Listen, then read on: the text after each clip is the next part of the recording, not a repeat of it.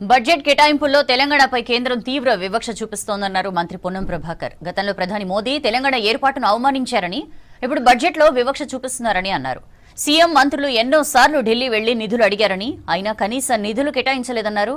తెలంగాణపై విషయం చిమ్మిన AP deputy CM Pawan తో బీజేపీ పొత్తు పెట్టుకుందన్నారు. ఉప ముఖ్యమంత్రిగా పవన్ ను గౌరవిస్తాం కానీ తెలంగాణ ప్రజలను అవమానిస్తే సహించమన్నారు. అలాంటి వారితో పొత్తు పెట్టుకున్న బీజేపీకి ప్రజలు బుద్ధి చెప్పాలన్నారు పొన్నం. ఈ సందర్భంలో భారతీయ జనతా పార్టీ నేను ఒక మాట అడగదలుచుకున్నా.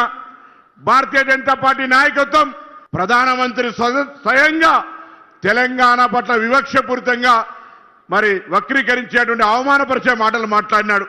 తెలంగాణ ప్రజాపాలన ప్రభుత్వం ఏర్పడిన తర్వాత గౌరవ ముఖ్యమంత్రి గారు మంత్రులు అనేక సందర్భాల్లో కేంద్రాన్ని నిధులు అడిగినారు. కానీ 2 బడ్జెట్లో కూడా వివక్ష చూపెట్టినారు. అయినా పర్వాలే అనుకుంటే ఈరోజు తెలంగాణ మీద విషం చల్లుతున్నటువంటి పవన్ కళ్యాణ్ తోటి ఎలా తెలంగాణలో బీజేపీ పొత్తు పెట్టుకొని ప్రజల దగ్గరికి వస్తా ఉన్నది. స్వయంగా తెలంగాణ వ్యతిరేకించేటువంటి విధంగా భారతీయ జనతా పార్టీ అవలంబిస్తూ తెలంగాణకు నిధులు ఇవ్వకుండా తెలంగాణ కళ్ళు పడితే ఆంధ్ర కొబ్బరి చెట్లు ఎండిపోతున్నాయి అనేటువంటి పరిస్థితులలో ఆయన కొండగట్టుకు వస్తే ఉప ముఖ్యమంత్రిగా స్వాగతం చెప్తాం, మనం కూడా తిరుపతికి వెళ్తాం. కానీ తెలంగాణ ప్రజల అవమానపరిస్తే, తెలంగాణ ఏర్పాటు పట్ల వివక్షపూరితంగా మాట్లాడితే ఎవరు చూస్తూ ఊరుకోరు.